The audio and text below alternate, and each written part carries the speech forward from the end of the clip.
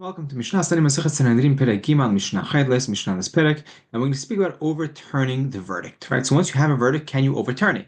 So Kozman Shumavi Raya Hu Soter et Adin. Anytime you could bring a proof supporting evidence supporting his claim, he could break the deen. Right. He could break the judgment and overturn it. Amru lo Kol Rayot Sheyesh Lecha Have Mikan V'Ad Shloshim Yom. Let's say the Beit Din told him any proofs that you have, bring between now and 30 days. That's it. That's what you have. If he brings it within 30 days, okay, he overturns the deed. Afterwards, after 30 days, that's it. He can't overturn it. אמר רבן שמעון בן גמליאל, מה יעשה ולא מצא בתוך 30 יום, ומצא לאחר 30 יום? Comes Rabban Shimon ben Gamliel and says, what should he do? He didn't find it within 30 days, he only found it after 30 days. Like, what could he have done? Right? Rabban Shimon ben Gamliel is cholek on Tanna Kama. אמרו לו, חכמים say, okay, next case. אמרו לו, הווה עדים ואמר, אין לי עדים. They tell him, the Beit Din tells him, bring edim, and he says, I don't have. הווה ראיה, ואמר, אין לי ראיה. Bring a proof. He says, I don't have a proof. And לאחר זמן, מצא עדים ומצא ראיה. Afterwards, after some time passes, he ends up finding edim, or he ends up finding a proof to support him. הרי זו אינו כלום. It's worthless. It's meaningless, right? Because he said already, I don't have anything. So now that he brings something, we suspect that he is lying, that he's making it up. אמר רבן שמעון בן גמליאל, מה יעשה? לא היה יודע שיש לו עדים, הוא מצא עדים. He didn't know that he had witnesses and he found. לא היה יודע שיש לו ראיה, הוא מצא ראיה. He didn't know that he had a proof and he found the proof. What should we do? Let him bring it. Next case. אמרו לו, הווה עדים, ואמר, אין לי עדים. Bring a witness. He says, I don't have. Bring proof. I don't have a proof.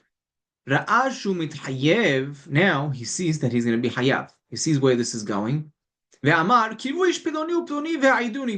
so and so here. Bring them forth so they could testify on my behalf. Or he whipped out from under his shirt. Right? Punda, according to Rambam, is an undershirt. Right? Most Mefarshim explain it to be a money patch. Maybe whips it out from under his shirt, some type of raya. Right? This is meaningless. It's important to point out that halacha is not like Rabban Shimon ben Gamliel. Right? By the way, Rabban Shimon ben Gamliel does not argue in this case, right? Obviously, that's the one he doesn't argue on. But the first two cases, Rabban Shimon ben Gamliel argues, and halacha is not like him. Even though our rule is, as halacha is always like Rabban Shimon ben Gamliel, is an exception of 3 cases, and this is one of those 3 cases. Right? Everything. Halacha, כל מקום ששנה רבן שמעון בן גמליאל במשנתנו הלכה כמותו חוץ מערב וצידן וראיה אחרונה. This is ראיה אחרונה. That's first thing to say. And then I would also point out, what's the reasoning? Once a person says, en li edim, I don't have a raya, I don't have a proof, I don't have witnesses, right? And he brings something afterwards. What do we say?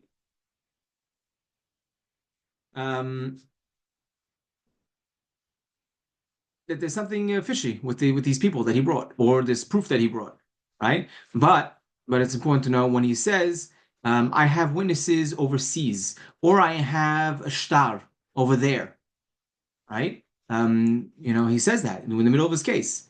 So we don't listen. We don't hold up the deen. We don't hold up the judgment. Rather, we posek the deen according to the evidence that we have here. And later, when he brings that evidence, that shtar, or those witnesses from overseas, he could overrule it, right? And Rambam says over here, because he didn't say in the beginning that I don't have witnesses at all, or I don't have proof at all, right? Which is interesting, because it sounds like from here that if he did say I don't have anything, that he cannot bring it. But we know in the Mishna Torah, Rambam says even if he says that he doesn't have anything, right? But he, but he does have overseas. He can overturn the deen because they were overseas, right? And they weren't in any close proximity. He may not have known about them, right? That's how Rambam is posek in the Mishneh Torah. And that wraps up our third perek. We'll turn to the fourth perek next session.